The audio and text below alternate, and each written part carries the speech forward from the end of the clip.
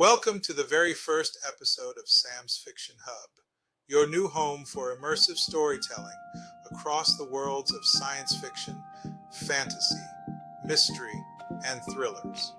I'm your host, Sam, and I couldn't be more excited to bring you on this journey where every episode is a gateway to new worlds, new characters, and unforgettable adventures. For this inaugural episode, we're diving straight into the heart of science fiction with a story that explores time, destiny, and survival in the face of the unknown. My narrator, Astro, will read from Echoes of 24, a novella written under my pen name, Virgil Brooks. It's a tale that will transport you to a distant planet where Captain Maya Locke finds herself at the crossroads of a war, an ancient mystery, and her own humanity. So grab your headphones, settle in, and prepare to embark on a journey unlike any other. Without further ado, let's begin Echoes of 24, a story that will challenge what you know about time, memory, and the fight for survival. Echoes of 24, Book 1 of the Chronicles of the Echo War, Virgil Brooks. Copyright C. 2024 by Virgil Brooks. All rights reserved. No portion of this book may be reproduced in any form without written permission from the publisher or author, except as permitted by U.S. copyright law. Chapter 1. Descent into Desolation. The void of space was never silent. Not for Maya Locke. She experienced it, the strain that hummed through the hull of her spacecraft like a living thing, the unspoken threat of death hanging in every particle between the stars. Even now, her pulse mirrored that tension, erratic, unstable, uncertain. Sweat trickled down the back of her neck as her hands gripped the controls, muscles tight from hours of combat. The Meridian, her once proud ship, was coming apart, rattling under the strain of each evasive maneuver. Through the cracked viewport, the Krylon ships loomed, deadly sentinels in the endless dark. Their angular forms glinted under the distant light of a dying sun, and the void itself seemed to shift around them as if they bent space to their will. There was no escaping them, not anymore. Captain, shields are failing. We cannot withstand another direct hit, the AI's voice rang in her ear, cool and clinical. Remus never let emotion cloud his calculations, never hesitated to speak hard truths. "Shut up, Remus," Maya growled, yanking the Meridian into a sharp bank, the ship's remaining thrusters struggling to keep her steady. The Krylon artillery, streaks of red and white energy, flew past the hull, close enough to sear. "I'm not going out without a fight." Remus paused, his synthetic hesitation almost too human. "Understood, Captain." The Krylon battlecruisers grew larger on her screens, the details of their hulls now visible. They looked like massive, predatory birds, all sharp edges and lethal grace. Her fingers flew across the console, arming the ship's remaining 2 torpedoes, the heat of desperation seeping into her movements. She was alone. The rest of her squadron, her friends, had been obliterated minutes before. Debris from what remained of them floated in the void, scattered among the stars, their signals now silent. In real time, Maya saw their deaths. It hadn't been heroic, fast, brutal, and meaningless. All that remained was her, and she wasn't sure how long she'd last. The Meridian rattled again, the groan of metal signaling that the hull wouldn't hold. Maya's vision blurred as the final vestiges of hope drained away. She gritted her teeth. No one was coming for her. Not her fleet, not her commanders. It was just her, and the wolves of Krylon space circling in for the kill. "Target locked," Remus confirmed. She stared through the viewport at the lead battlecruiser, her eyes narrowing to slits. She had one chance, 2 torpedoes, one ultimate strike. "On my mark," she whispered, her heartbeat now a drum inside her chest. Her mind quieted, focusing only on the target ahead. Without warning, a tremor rocked the ship. The screens around her flickered, showing a spike in energy beneath her. The sensors, damaged but still functional, screamed in warning. "Incoming enemy strike, Captain," Remus said. "Source, unidentified, below us." Maya's heart skipped.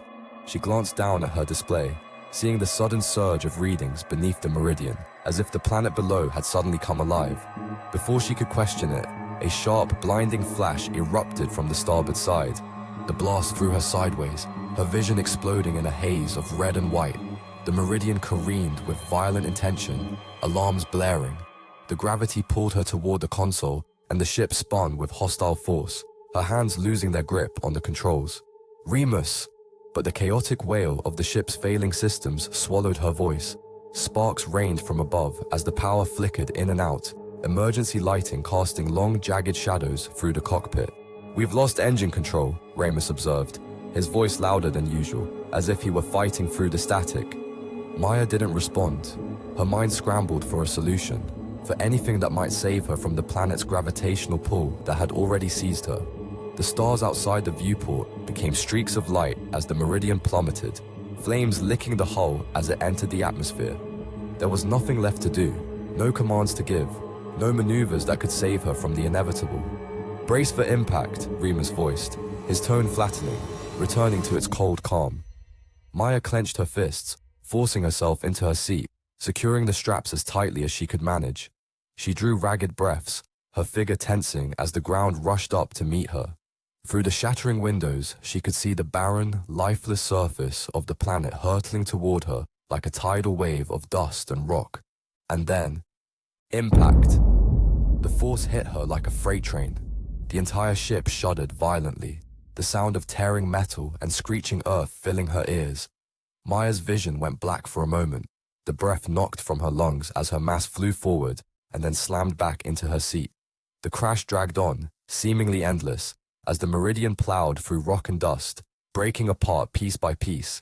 When the silence came, it was so sudden, so absolute, that for a second Maya thought she was dead. But the pain that throbbed through her frame confirmed otherwise. Maya opened her eyes slowly, blinking against the harsh light filtering through the cracked canopy of her ruined spacecraft. Her head pounded, a deep, rhythmic ache, and her body was stiff, locked in a tension she couldn't shake. The taste of copper filled her mouth, blood. She wiped it away with the back of her hand, aware of the sting of a cut on her lip. For a moment, she lay there, staring up at the fractured sky above her, trying to process the fact that she was still alive. Her breath was shallow, her chest rising and falling too quickly. "Remus," she croaked, her voice barely audible over the rasp in her throat. There was a brief delay, the AI's voice distorted with static. "Operational. You survived the crash, Captain." "Barely," she muttered, unbuckling her harness with stiff fingers. The strap snapped free, and she slumped forward, her muscles protesting as she dragged herself out of the pilot's seat. Every movement sent a fresh wave of pain through her ribs, but she forced herself to stand, leaning against the console for support. The Meridian was a wreck. The acrid scent of burnt circuitry filled the cockpit, wires hanging loose from the ceiling like dead vines. Sparks flickered intermittently, casting erratic shadows across the walls. She staggered toward the hatch, her legs unsteady beneath her, but determination spurred her on. The planet's surface stretched out before her, a desolate expanse of red dust and jagged rock formations, as far as the eye could see. No signs of life, no ships, nothing. The air was dry, suffocating in its stillness. Her helmet filtered it enough to keep her from choking, but the atmosphere was oppressive, heavy. She activated her suit's diagnostics. "Remus, any sign of the Krylon?" "Negative. No active signals in the immediate vicinity. However, long-range scans are disabled due to damage sustained in the crash."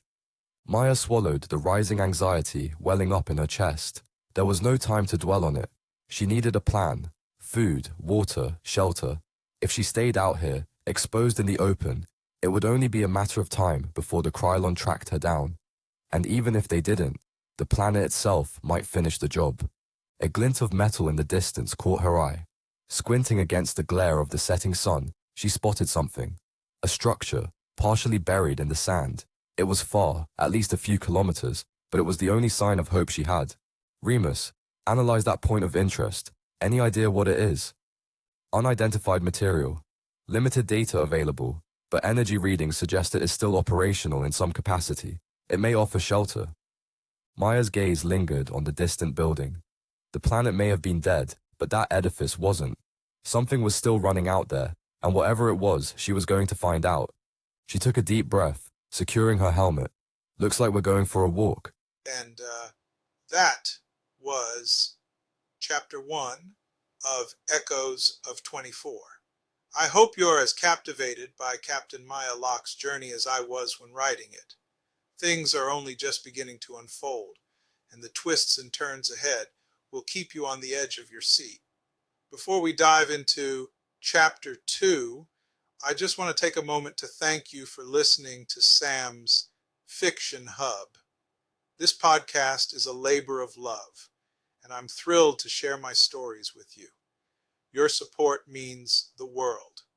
If you're enjoying this episode and want to own Echoes of 24, you'll be able to purchase the full book starting December 12th, 2024, available in ebook, audiobook, and print.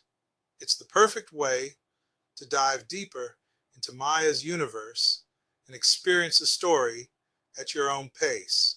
And don't forget to subscribe to Sam's Fiction Hub on YouTube, Spotify, or wherever you get your podcasts. That way, you'll never miss an episode and can join me on future adventures across science fiction, fantasy, and beyond. All right, let's not keep Maya waiting. Get ready for Chapter 2 of Echoes of 24. Chapter 2: Shadows of the Past. Maya's breath was a steady, shallow rhythm inside her helmet as she walked.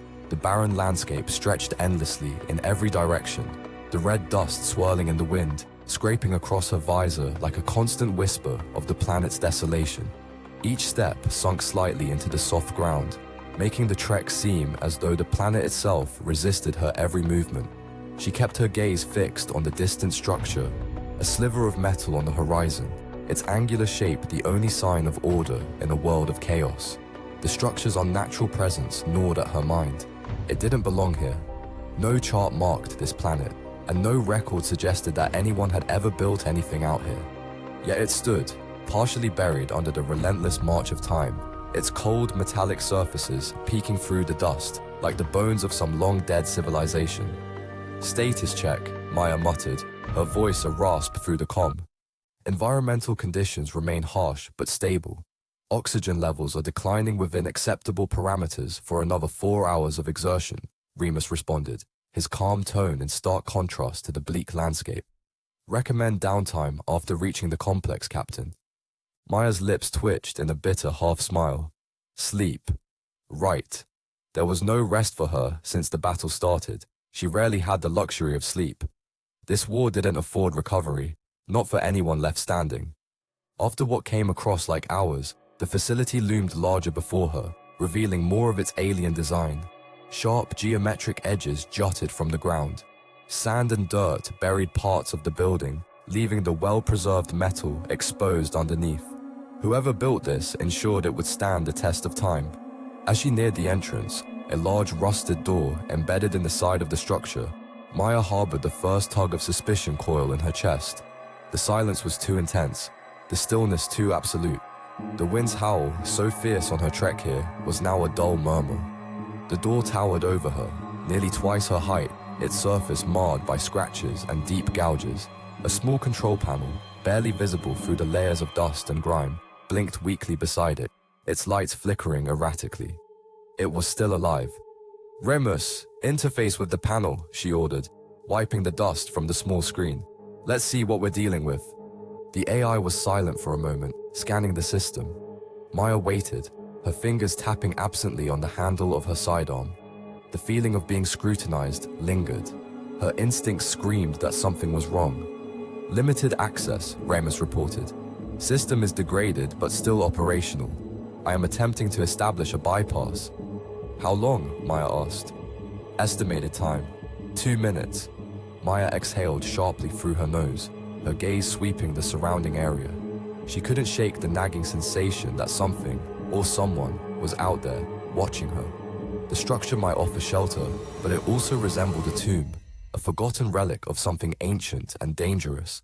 Suddenly, the door emitted a low, grinding sound, jerking her from her thoughts.